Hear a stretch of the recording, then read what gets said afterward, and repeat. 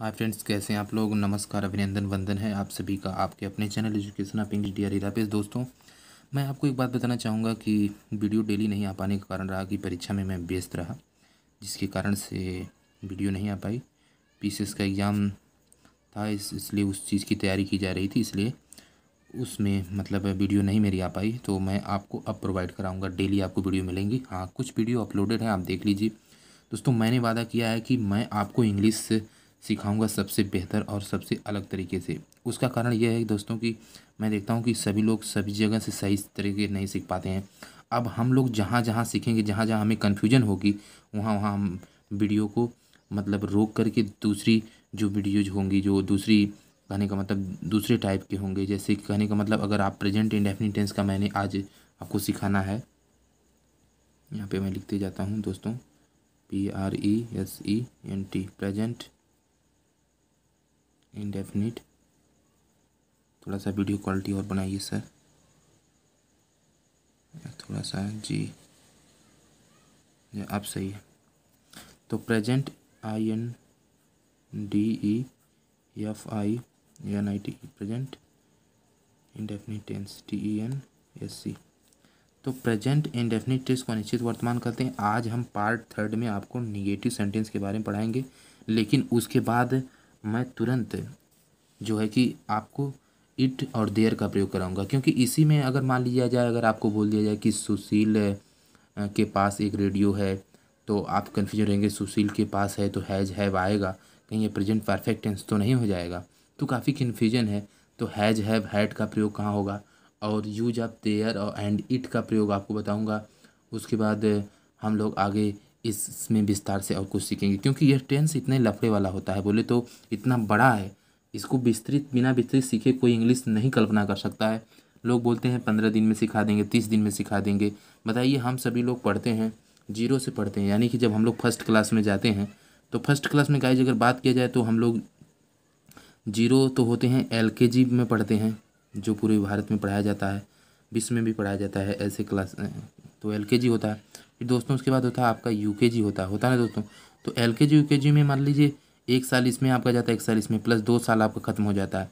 उसके बाद इंग्लिश के बारे में सिर्फ हम ABCD की जानते रहे हैं आज, पहले तो कुछ भी नहीं जानते थे। आजकल के जो बच्चे हैं, यानी सन 2000 से बात किया जाए, और सन 2000 से 2020 तक दोस्तों बात किया जाए, तो अमूमन सीखने में मैं देखा हूँ कि जो बच्चे सीखे हैं वह क्या सीखे हैं, 2000 से 2020 तक में LKG UKG में जो टीचर हैं वो सिखा मात्र इतना ही पाए हैं कि ABCD कैसे लिखा जाता है, बस, और कुछ नहीं सिखा पाए हैं। उसके बाद किसी भी विद्यालय की बात किया जाए, मैं सब जगह जानता हूँ और सब जगह देखा भी हूँ। और दूसरी बात है, आगे बढ़ते हैं, बात इसी चीज़ का मैं थोड़ा सा चर्चा करना चाहूँगा। उसके बाद हमारा आता है एक, यानी फर्स्ट क्लास में जब बच्चे पहुँचते हैं, फर्स्ट, सेकेंड, थर्ड, इसके बाद दोस्तों फोर्थ, इसके बाद फिफ्थ, सिक्स्थ, सेवन्थ और 8th तक मैं बात करूँगा। यानी 8 साल दोस्तों जोड़ लीजिए, आप जोड़ते जाइए मेरे प्यारे भाइयों बहनों, आप जोड़ते जाइए। देखिए, 8 साल इसमें जोड़ दीजिए, कोई भी दुनिया का टीचर, मैं आपके हिंदुस्तान की बात नहीं कर रहा हूँ, अमेरिका, जापान, रसिया, कनाडा, फ्रांस, दुनिया के हर देशों की बात है। 1 2 3 8 साल एक क्लियर कर लीजिए। हालांकि भले इंग्लिश, जैसे मैं दोस्तों बात करूंगा कि इसमें आप कहेंगे कि क्यों अंग्रेज वाले तो अंग्रेजी बोल सकते हैं। देखिए, घंटा कोई नहीं बोल सकता है, चाहे अंग्रेज हो, चाहे फ्रांसीसी हो, चाहे जर्मन हो, चाहे इटालियन हो, चाहे ऑस्ट्रेलियन हो, चाहे किसी भी कंट्री और किसी भी महाद्वीप का मतलब कि स्टूडेंट हो, वह इंग्लिश परफेक्ट नहीं बोल सकता है, जब तक कि क्या करे दोस्तों, वह पढ़ा ना हो। यानी कि इंग्लिश ग्रामर उसे न आता हो,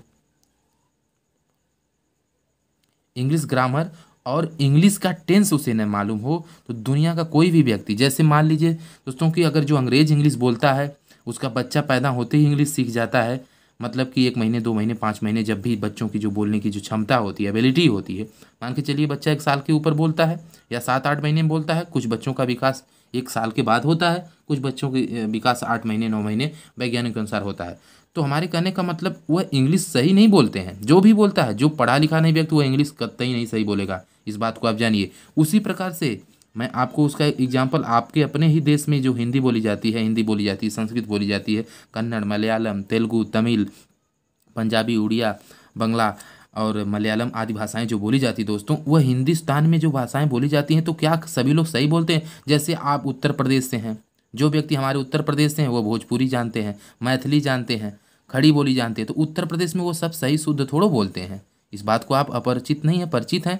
उसी प्रकार से आप बात करिए हिंदी की, जो भारत की राज्य की भाषा है, संविधान के आर्टिकल 43 में आपको मिल जाएंगी।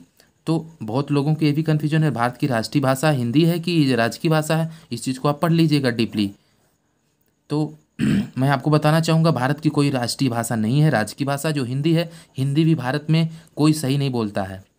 कोई सही नहीं बोलते का मतलब ये नहीं कि सचमुच में कोई सही नहीं बोलता है मेरे भाई, वो व्यक्ति सही नहीं बोलता है जो इंग्लिश का, जैसे इंग्लिश का मैं बात कर रहा हूँ, हिंदी की अगर मैं चर्चा करूं दोस्तों, तो हिंदी में अगर आपको ग्रामर नहीं आता है, अर्थात हिंदी का जो है व्याकरण, किस किस चीज़ की मैं चर्चा कर रहा हूँ, व्याकरण आपको नहीं आएगा, अगर आपको काल नहीं पता होंगे तो आप कतई सही हिंदी नहीं बोल पाएंगे, क्योंकि हिंदी इंग्लिश की भी बाप है।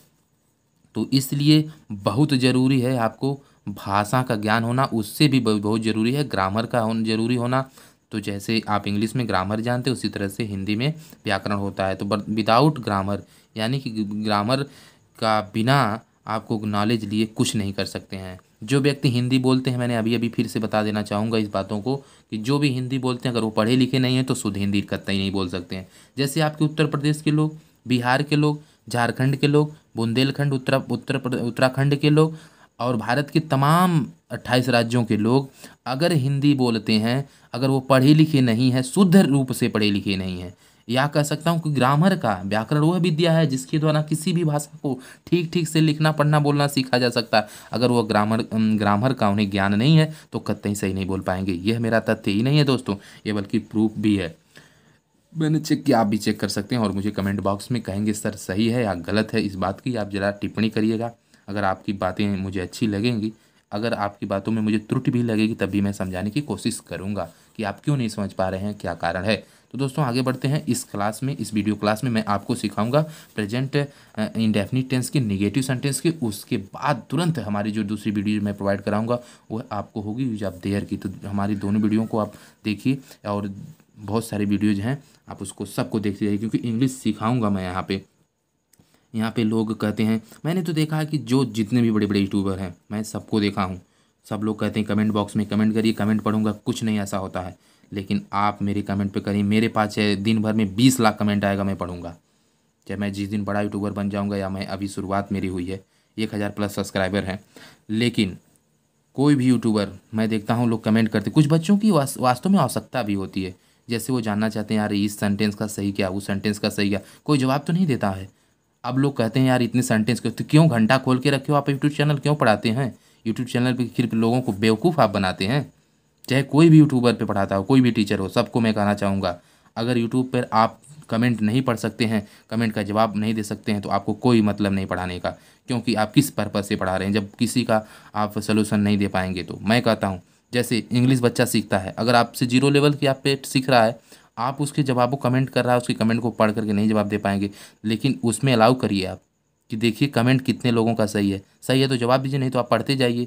तो अगर अमूमन अगर आप, मैं देखता हूँ बड़े बड़े यूट्यूबर की बात कर लिया जाए, चाहे कोई भी हो, नाम मैं किसी का लेना नहीं चाहूँगा, मैंने देखा है कि 1 घंटे में किसी का 1 के व्यू आ जाता है, किसी का 2 के व्यू आ जाता है, किसी के 5 के आ जाता है, क्योंकि 22 के भी आ जाता है। तो कमेंट कितने रहते हैं दोस्तों? मैंने देखा किसी का 50 कमेंट रहेगा, किसी का 40 कमेंट, किसी का 10 रहेगा, या किसी का 100 कमेंट्स हो जाते हैं। कितने कमेंट्स हो जाते हैं? 100 कमेंट्स हो जाते हैं। तो मेरे कहने का मतलब, जब इतने कमेंट हो जाते हैं, और जाहिर सी बात है कि उस कमेंट्स को लोग पढ़ सकते हैं, आधा 1 घंटे समय लगा करके बहुत कुछ पढ़ा जा सकता है। जब आप इस असंभव चीज़ को संभव नहीं कर सकते, कोई मतलब नहीं है। मैं ऐसा करता हूँ, और चाहे मैं क्लास में पढ़ाते वक्त रहूँ, चाहे मेरे क्लास में 500 बच्चे क्यों न पढ़ते रहें, चाहे 200 बच्चे, चाहे 100 बच्चे, चाहे 50 बच्चे, सबकी कॉपी में कम से कम मेरी 40 से 45 मिनट की घंटी में मैं चेक करके सही दिखा देता हूँ। यह होता है पढ़ाने और पढ़ने लिखने का जलवा, तभी मज़ा आता है। चलिए दोस्तों, बात करते हैं आपके अपने ही चैनल पे, और आज की चर्चा हमारी इस क्लास में होगी प्रेजेंट इंडेफिनिट टेंस की नेगेटिव सेंटेंस को कैसे सीखेंगे। इसके तुरंत बाद हम आपको देयर का यूज बताएंगे। निगेटिव का पहली बात तो आप स्ट्रक्चर लिख लीजिए। स्ट्रक्चर मतलब होता है रचना, NEGATIVE। निगेटिव का मतलब होता है नकारात्मक, जिसमें नकारात्मक बात कही जाए। तो इस बात को आप जरा ध्यान दीजिए, नकारात्मक, इस बात से आप परिचित हैं। नकारात्मक नकारात्मक मतलब जिसमें नकार दी जाए, बातें बातें नकार दी, जैसे राम नहीं जाता है, श्याम नहीं जाता, मोहन नहीं जाता। कोई भी सेंटेंस लीजिए, 5-6 बनाते हैं मैं आपके सामने। जैसे इसका पहली बात, हाँ स्ट्रक्चर की मैं सर बात कर रहा था, तो स्ट्रक्चर आपके सामने लिखना पड़ेगा। STRUCTURE। स्ट्रक्चर माने दोस्तों क्या होता है, रचना होता है। इस बात से आप परिचित रहिए। रचना का मतलब किस तरह से इसकी रचना होती है, किस तरह से बनाया जाता है, इसकी बॉडी लैंग्वेज किस तरह से बनी होती है। तो सबसे पहले आता है सब्जेक्ट आपका, आप पढ़ते और रटते हैं। सब्जेक्ट के बाद आपका दोस्तों प्लस आ जाता है। प्लस इसलिए कि इसके साथ में जुड़ता है। फिर डज, फिर आप डू जोड़ेंगे ही। फिर नाट, इसको इधर उधर भी लिखा जा सकता है, कोई दिक्कत नहीं है। आगे प्लस, नाट के बाद प्लस वर्ब की जो है फर्स्ट फॉर्म, अब प्लस आपका OBJ ऑब्जेक्ट, आगे आगे पॉइंट रहेगा सिर्फ इसमें, ठीक है। तो यह स्ट्रक्चर, इस चीज़ को आप लिख लीजिएगा। आप सीखिए मेरे चैनल पे, आपको इंग्लिश डेफिनेटली आ जाएगी, कोई भी हो, किसी भी प्रकार से आप सीखिए। यह मैं अपने चैनल की TRP बढ़ाने के लिए नहीं कर रहा हूँ, बल्कि सही बता रहा हूँ कि ये फेक वीडियो जो नहीं बन रही, ये रियल वीडियो है। और ये उन लोगों के लिए जो वास्तव में सीखना चाहते हैं। आपको मदद मैं दिलवाऊँगा इंग्लिश में, आप इंग्लिश के बाप बनेंगे, अर्थात इंग्लिश में आपकी पहचान होगी, अलग पहचान होगी, सबसे अलग। तो मैं बोलने जा रहा था दोस्तों आप सभी के सामने, तो लिखता हूँ। मैं लिख के रखता तो समय मेरी बचती, लेकिन मैं आपको एक एक शब्द लिखे, राम नहीं जाता है। आप सोचिए और आप यहीं करिए, क्यों पहले से लिख के रखूँ, कहाँ मुझे भागना, कहाँ मुझे नहीं आता है। राम नहीं जाता है, इस चीज़ को देखिए, फटाफट लिख रहा हूँ, इसलिए थोड़ी राइटिंग मेरी इधर उधर हो जा रही है। आपकी अच्छी राइटिंग है, आप लिखेंगे ज़रूर। राम नहीं जाता है तो लिखेंगे राम, सब्जेक्ट है। इस सब चीज़ों को अगर कहेंगे तो बताया जाएगा, क्योंकि आप इसमें पकड़िए सब्जेक्ट क्या होता है। अब एक चीज़ तो, जब आप प्रेजेंट इंडेफिनिट टेंस की 3rd वीडियो मेरी देख रहे हैं, तो पहली वीडियो में इतनी मतलब इतनी आसानी से एक्सप्लेन किया हूँ कि आपको सब समझ में आएगा, कौन सब्जेक्ट होता है, कौन सब्जेक्ट नहीं होता है, कौन ऑब्जेक्ट होता है, कौन वर्ब होती है, कौन निगेटिव है, कहाँ पे क्या लिखेंगे, सारी चीज़ें मैं उसमें डिस्कस किया हूँ।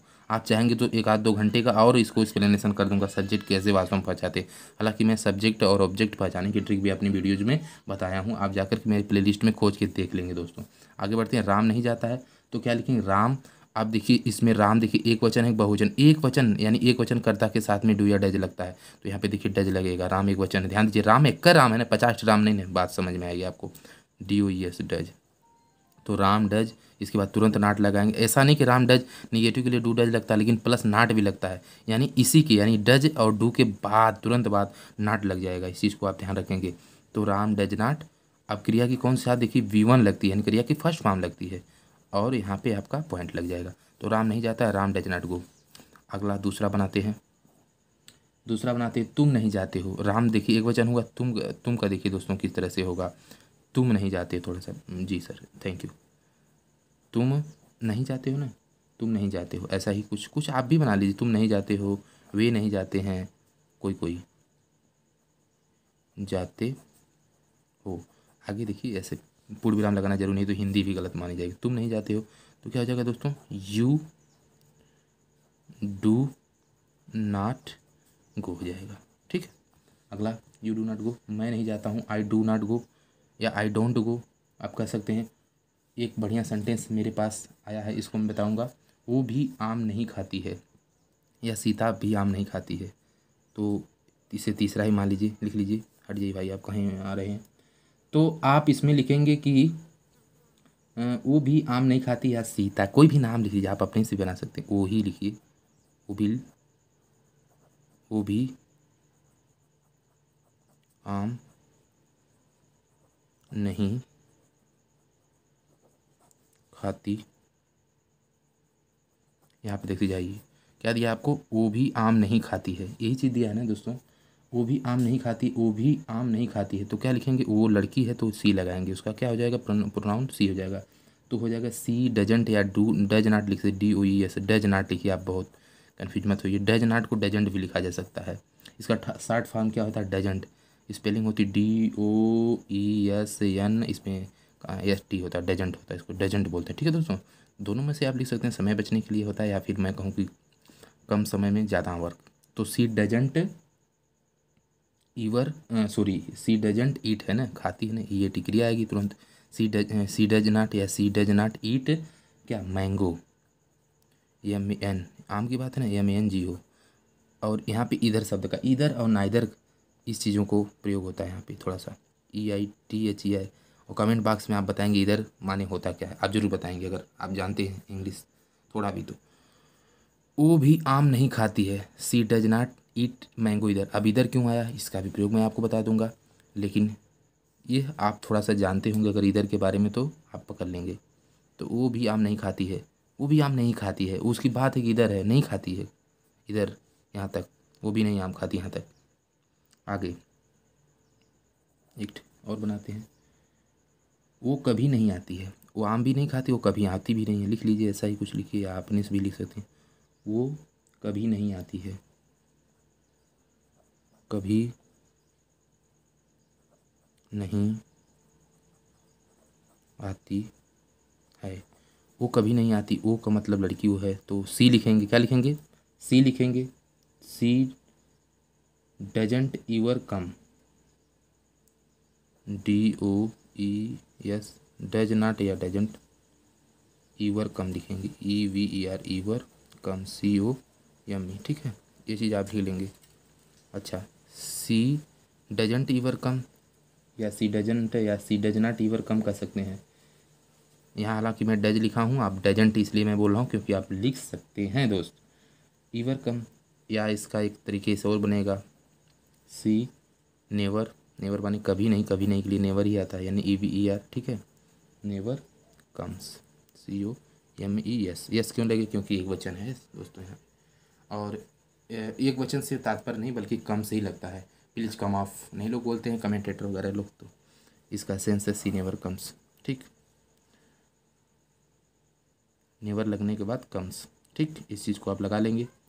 आगे इस चीज़ में मैं और बताऊंगा कि इस वीडियो को देखने के तुरंत बाद आप मेरी दूसरी वीडियो ज़रूर देखेंगे, और मैं इसमें आपको बताने जा रहा हूँ, आपको इस नेक्स्ट वाले वीडियो थोड़ी छोटी है, छोटी बनाऊंगा और आपको समझाऊंगा कि यूज ऑफ देयर का प्रयोग आप हमारी दूसरी वीडियो में ज़रूर देखिएगा दोस्तों, भूलिएगा मत देखना। यूज ऑफ देयर का प्रयोग, THERE, देयर, एंड उसके साथ में आप सीखेंगे, एंड के साथ में ईट का प्रयोग, IT, ईट। ईट का क्या करेंगे, यूज सीखेंगे। तो यहाँ पे लिख सकते हैं आप हेडिंग के स्वरूप, यूज ऑफ देयर पहले लिखेंगे, THERE।